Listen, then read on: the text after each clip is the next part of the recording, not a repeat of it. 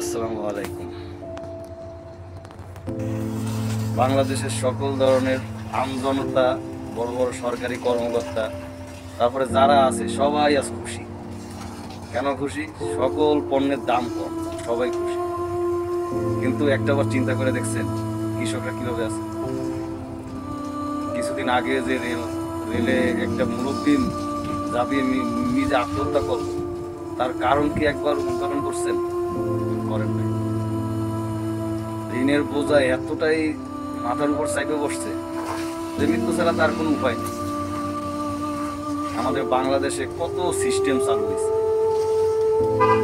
কত ব্যাংক চালু হয়েছে, কিন্তু ব্যাংকগুলো দুর্নীতিতে ভরা। যেমন কৃষকদের জন্য কৃষি ব্যাংক, প্রবাসীদের জন্য প্রবাসী কল্যাণ সমিতি ব্যাংক, এরকম নানান ধরনের ব্যাংক আছে। যেমন কৃষি ব্যাংক কোনো কাজের না, এরা লোন দেবে কিন্তু সুদ খাবে ইচ্ছা মতো। কিভাবে লোন পরিশোধ করবে একজন কৃষক?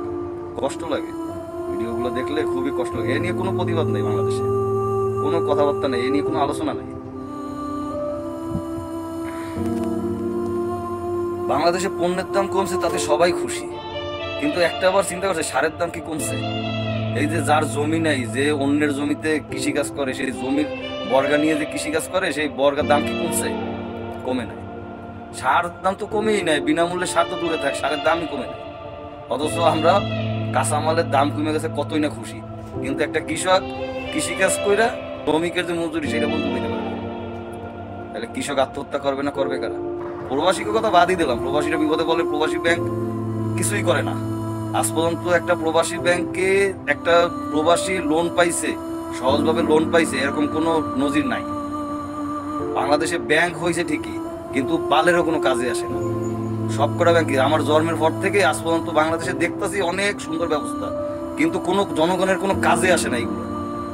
সুদ ছাড়া কোনো ব্যাংক নাই, এরা একটা বিজনেস, এরা বিজনেস নিয়ে বইছে এরা। আর প্রবাসী কল্যাণ ব্যাংক, তারপর কৃষি ব্যাংক, এরা জনগণের কোনো উপকারে আসে না।